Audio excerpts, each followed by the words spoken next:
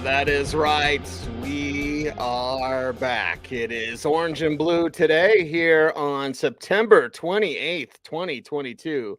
It is Cecil Lammey. It is Andrew Mason. And we are here to talk about the Denver Broncos and Raiders week, Mace. What does that even mean anymore? You know what? I mean, the Broncos have lost 4 in a row to the Raiders. They're 5-9 against them since the start of the 2015 season, I believe, and actually I think so the last 13 games I believe would be or my math is off here because they split in 15, 16, 17, 18, 19. So whatever it is, the Raiders have actually done better against the Broncos for a reasonably sustained period of time. So it still means something. I mean, the Broncos, it's the first step to getting better, right? If you're going to get to the top of the AFC West, you got to go rung by rung. Broncos came into this season at the bottom, even with the moves they made. Here's the first rung, the Las Vegas Raiders. Take it. I mean, right. And the fact the Broncos haven't done well against the Raiders is why Bradley Chubb says, I hate them, right? Good old-fashioned hate. I love seeing that. Nothing like good old-fashioned hate to drive you on Sunday. Now, this is their second conference game, and it's their first division game. So if we talk about importance, this one's pretty up there for the start of the regular season. Of course, then a Thursday night game against Indianapolis coming up. But this one is maybe a little bit larger than people think. I know the Raiders are winless, but that doesn't mean they're not that doesn't mean they're toothless, you know? Yeah, and it's still a fundamentally good team. I think, especially on the offensive side. I'm being a numbers guy. This is a regression that I think a lot of the statistically inclined among us could see coming, because they did come out on the positive side of a lot of close games last year. They were very much punching above their weight in terms of being a playoff team. Most teams with the Raiders profile last year, they don't make the postseason. Last year they were outscored by nearly 4 points a game.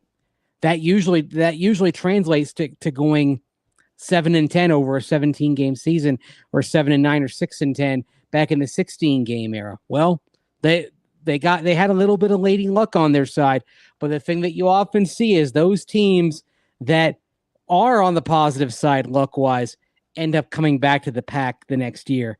That's where the Raiders are right now. Regression to the mean has been a you-know-what to the Raiders so far this season, but now they're probably back on the level a little bit after these 3 losses. Yeah, 3 losses in a row, and it's just like, well, being in Vegas, Mace. Like, you hit big, you better walk away, because you ain't gonna keep hitting big. Lady Luck's gonna go bye-bye, as she's done for the Raiders so far. Before we jump into maybe more of the newsy type stuff today, just an overall feel, probably because I'm thinking about Doug Peterson. Now, I know Doug a little bit. I can't say I know him a lot or I'm best buddies with him, but I know him a little bit away from the podium. I really like him. I like him a lot. Know him from his Chiefs days. Our man, BJ Cecil, introduced me to Doug years and years ago. But anyway, I'm thinking about him because he's traveling to Philadelphia, right? It's Jaguars, it's Eagles. And you kind of have that connection. You have maybe not hatred, but you have that extra motivation. For Nathaniel Hackett, in your opinion, Mace, like, obviously he doesn't know anything about the Josh McDaniels days. We do. We remember it. We remember how awful it was. The fans remember how awful it was after the 6-0 start for Joshy McD. But is there anything in that there with Hackett? I ask this because I don't think he realized until the Texans game, like, you're dragging 6 years behind you. It's not Hackett's fault about those 6 years, but those 6 years are along with him until he can kind of prove to Broncos country it's different now. Does it even matter that McDaniels used to be the head coach for the Broncos for Nathaniel Hackett in your eyes?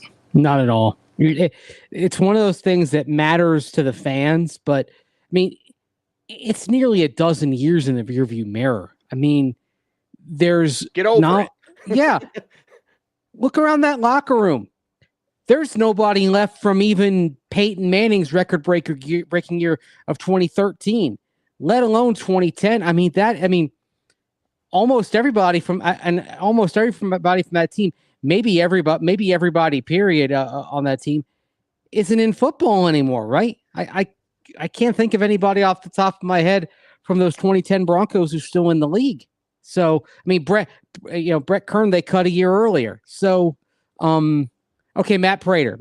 Okay, there you go. Kicker in Arizona. Okay, literally in the quick football time frame, a couple of generations have passed here. It means something to the fans.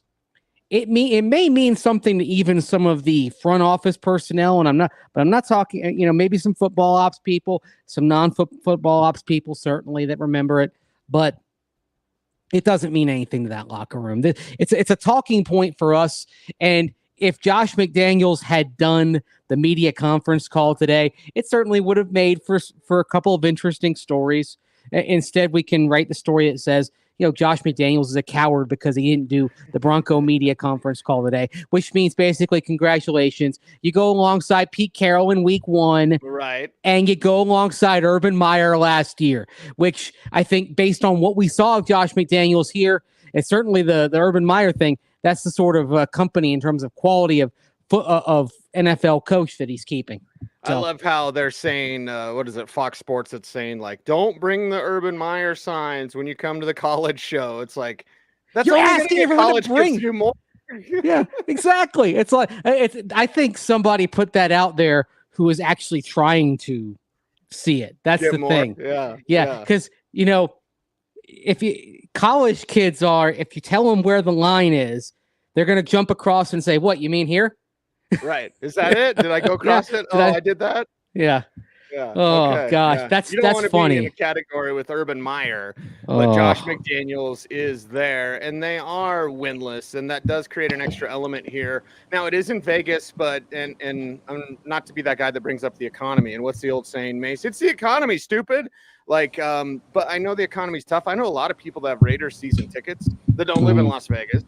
That are having a tough time getting rid of their tickets. Now, I anticipate Broncos country will travel well. 1, it's Vegas. 2, Broncos country travels well anyway. So if we're looking at like the winless Raiders, they're backed into a corner. Yeah, that's true. I just don't think there'll be a home field advantage for them. Well, I think it'll be more in favor of the Broncos in terms of number of fans than it was last year, right after Christmas. That wasn't a great time for a lot of people to be traveling day after Christmas. I don't think it's going to be like LA though. I mean, I think you go to LA and you go to when San Diego had the Chargers before they moved to LA, and the Gears at the soccer stadium, and now last year over at SoFi. And that's literally 60 to 70% Bronco fans.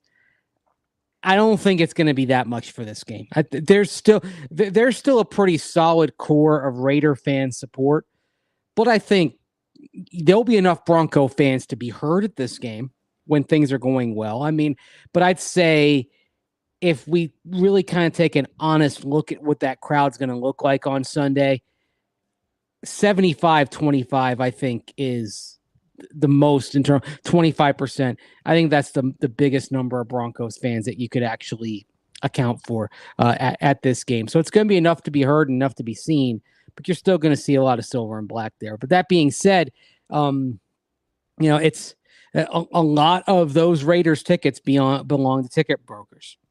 And so that's an interesting part of the equation there. It's an expensive ticket to get, yes, but a Raiders ticket is not a hard ticket to get. It's basically like just something DMAC and I have talked about. It's just for a lot of people, it's just another attraction on the Strip. Okay. Yeah, it's another Vegas show. Right. Yeah. Are we going to go see the Blue Man Group? Or are we going to go see the NFL? Oh, let's go see the NFL. This is different. Yeah. How about Cirque du Soleil tonight? That's who the Raiders competitors are. It's right? And that is the interesting thing about Vegas as a market. I don't think it's going to be very long before we're saying that Las Vegas is the smallest market with all 4 major teams, and maybe the smallest by some distance. But it's a tourist market. I mean, frankly, the interest if I'm the NFL and I'm looking at Vegas and I'm seeing all these hotels that are filled with fans that go in for the game, I'm thinking, all right, how do we not have a team in Orlando? It's a different type of fan. It's more families. Same concept. Right. You go do all the other stuff. You go do all the other stuff. Oh no, we're gonna go see our favorite team on Sunday and then fly home. I mean, this is sort of where it's all going, right? It's a part of a vacation package. And instead the NFL's like, let's go to London. Like, don't get me started on that. Are you going to London this year? Just off it's like stream of consciousness, man. Yeah, that's the plan. That's the plan. Okay, there you go. So, Andrew Mason, worldwide. It's prestige worldwide, otherwise known as Orange and Blue today. Cecil, Lammey, Andrew Mason jumping into the Raiders. Davante Adams is unhappy. Yeah. And for me, like, I would like the offense to get off to a hot start because we talk about that crowd. It ties into the whole concept of this game. If you can take that crowd out of it, they're already going to be almost out of it. You know, they're winless. So if you're the Broncos and you get up by 10, it's going to be crickets. You're going to hear that 25% Broncos fans, a hell of a lot louder than the 75% Raiders fans. Yeah, Davante Adams is unhappy. He's got 3 touchdowns in 3 games. He literally has as many touchdowns on his own as the Broncos team does, but he's unhappy. Right. But he's never been 0-3 as a pro, I believe. So that's part of it. It may be a little bit of buyer's remorse. I mean, this is what you got into when you left Green Bay, buddy. I mean, you knew you weren't going to a team that's got a track record of success over the last 20 seasons here. You're going to the Raiders. Raiders haven't won a division since 2002. Raiders, I mean, just go down the list of things that they haven't done in 20 years. That's where you chose to go. And oh, by the way, you went to what is arguably the toughest division in football. So, yeah, what were you expecting? Sunshine, lollipops, and rainbows? Come on, dude. Yeah, and now going against Pat Surtain this week, I don't know how much he'll be happy then. I don't know if he'll continue that touchdown streak. And Mac Hollins has been their leading receiver the last 2 games. Mac Hollins doesn't scare me at all, even with Ron Darby or whoever on him. Like, that's what you're going to trot out there. Darren Waller's much more scary in this Broncos matchup than Mac Hollins and maybe even Davante Adams up against Surtain. I think that's going to be a hell of a matchup. For that young corner, and one that he should be able to maybe not best the veteran, but at least go toe-to-toe with Davante. You'd think so, yeah. I mean, it was actually something interesting, and this could lead to another discussion. Pat Surtain in the locker room saying that one of the things that helps him out is that he faces Jerry Jeudy every day and says Jerry Judy's best route runner in football. Well, hey, that's great, but that's another discussion of, hey, that's great on Jerry Jeudy. Why isn't it showing up in the games?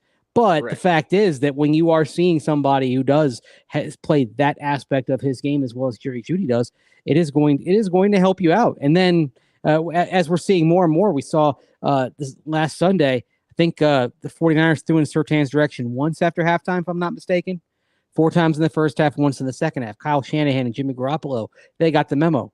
Don't test PS2. Right. So if PS2's on Davante, it's going to be a very quiet day for Davante Adams again. But you talk about Mac Hollins. Why can't Jerry Jeudy be Mac Hollins? I have no idea. Why can't Jerry Jeudy be half of Mac Hollins? Yeah, Mac Hollins, 14 catches, 240 yards, and that touchdown late last week. I mean, that's, you know what? As a second wide receiver option, that's phenomenal. That is what you're asking for as coverage is shade over to Cortland Sutton. Why can't Jerry Jeudy have that level of production? Why can't he do what Mac Hollins is doing? I think that's a fair question right now. I mean, it's funny to look at the Raiders and say, because they're 0-3 and say, okay, well, there are things that you can kind of learn from watching them, but there are things you can learn from watching them because right now this is a far more efficient passing game the Broncos have. Right, and the Broncos need to get that offense on track that could use more of Jerry Jeudy. I want to stick with the Adams thing just a little bit longer because watching the film and charting the plays for the Raiders every week, which is painful, Mace, but still I do it lovingly. Everyone's double teaming Adams. Yeah, that's all they're doing is bracketing him all day. Like it's a clear and concise picture from every defensive coordinator they faced. We're going to not let Davante Adams beat us. And so Mac Hollins is getting those numbers. It's not leading to wins. But with the Broncos and with PS2 specifically, do you think they'll need to bracket Adams? Will Jair Evero take a different turn from what other defensive coordinators have chosen to do? It's worth trying, especially it's worth a shot. Now, maybe it's something where you don't do it all the time, but you kind of throw it in there from time to time, but throw some different looks and maybe and see, okay, who's gonna pass the test here? Is it gonna be Devontae again 1-on-1 against PS2 or vice versa? You think about this because you do need to give it a lot of attention to Darren Waller. Now, Hunter Renfrow would ordinarily be in the conversation, but he's dealing with a concussion. He didn't practice today. So if you had Hunter Renfrow available, I think maybe bracketing Devontae would cause more problems than it has. But if Hunter Renfrow is not available, I don't know. Maybe you think about doing something different here. Yeah, maybe I'm thinking out loud. Yeah, I'm thinking out loud here, kind of, and trying to put myself in Evero's shoes. I think you at least throw some coverages in there where it is 1-on-1, because because you do want to maybe, if you can, sucker Derek Carr into a couple into some plays where you can get a takeaway, which is something the Broncos have really struggled to do against Derek Carr over the years. And that's another thing. Derek Carr gets in rhythm against these guys in a way that no one else does. And this is where I think if you are Ejiro Evero, you do need to throw some wrinkles in, because schematically, Derek Carr, when he sees this defense, he knows what he's doing, because he is very willing to take what you give him. And the Fangio concepts do give some stuff underneath, and he's happy to do it. He's happy to take his 7 to 10 yards and just dink down the field. It's one reason why he's caused problems. He's caused problems for this defense in a way that other comparable quarterbacks haven't. Yeah, and that's why Darren Waller is so dangerous, because of the problems with tight ends, although George Kittle wasn't a problem. Of course, first game back for Kittle, so you give him a little bit of a pass there. But Waller's dangerous as that receiving weapon. You mentioned Renfrow, who's always reminded me of Brandon Stokely. When I saw him at the Senior Bowl, I was like, oh, that guy looks like B. Stoke. Like, he plays like B. Stoke. In addition to, what he can do on the field, he can be that trusted target if he's out there. If not, advantage Denver. But you mentioned that rhythm that Derek Carr gets in. That's why it's even more important for me to see this offense get off to a hot start, because Carr is patient. He's patient against the Broncos, and that sort of patience, when you just kind of hang around. You do not want to let the Raiders hang around this week, kind of the way you were with San Francisco, even though you were the one battling back. Yeah, and he will not lose his nerve. I mean, this is not a guy who gets itchy. The gift of Derek Carr is that if he doesn't get all that he wants, but he finds something that he can keep, that will allow him to keep the train on the track, he's happy to do it, and he isn't going to lose his nerve. He isn't going to lose his cool. And oh, by the way, one thing that they have done positively this year is get explosive plays in the passing game at a higher rate than they have in previous years. And that's another thing. Like there's enough on this Raiders offense, Cecil, to where, I know it can be painful to watch, but I think there are some things to be concerned about here, and maybe this team is close to a breakthrough. Yeah, close to a breakthrough, because the talent is there, and I'd hate to see it happen against the Denver Broncos, especially getting their first win. That'd be like their mini Super Bowl. And again, it's divisional games. Divisional games are monumental for this team, and it is a conference game, and they've only had one of those. Now they, got a W, fine. Look a little better, continue on. And you know what actually scares me kind of is Zamir White and Amir Abdullah. Because we talk about the patience of Derek Carr. You're going to rush him. You're going to send blitzers. Fine, he'll just dump it off to Abdullah, or dump it off to that rookie Zamir White, who will be their lead back next year. But he could have a big game this Sunday. No doubt. And the thing is, what that does, if the Raiders get into a rhythm and have some sustained drives, is then the domino effect of it is that the Broncos offense, which does need to get on the field and does need to get some work and does need to find a rhythm, has fewer chances to do that. And all of a sudden, then you're looking at a game where maybe the thing that happened last week is possessions on both sides were relatively quick. So the Broncos offense actually had plenty of chances to kind of eventually get things right. Well, if Derek Carr is happily taking his check down options and getting 5, 6, 7 yards and just going dink, dink, dink down the field. And you're looking up and seeing these 10 to 12 play drives. All of a sudden, the Broncos aren't in a situation where the offense, if it's struggling early, has enough chances to get things turned around and settle things and get them right. And it, as the cliche would go, it'll get late pretty early if that happens. Yeah, it'll get late pretty early. I like that. What is that?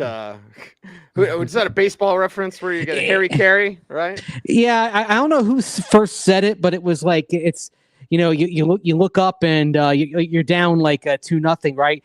But you're going 1-2-3, 1-2-3 at the plate, and you're getting punked, and you're like, oh wow, we only have 6 outs left, or we're done. Like, and that's it. It sneaks up on you a little. Scully, like what? I know somebody said that. Right? I'll have to look. I'll have to look that up. But that's sort of what happens against a team that has a bunch of sustained drives. And let's say, I mean, it would not at all surprise me, Cecil, if we see a game where the Raiders, where Derek Carr does exactly what we're talking about, gets into his rhythm, takes the short to intermediate stuff, dink, dink, dink.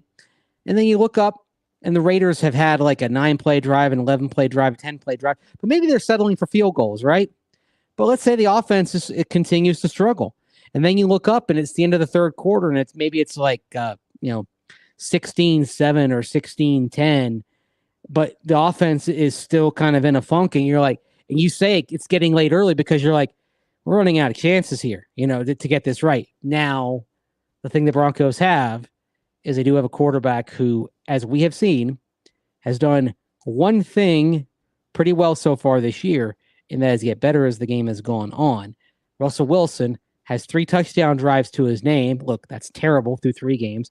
I've got a numbers piece coming either probably tomorrow, where I detail just like how skewed the Broncos are in terms of their yardage not translating to points.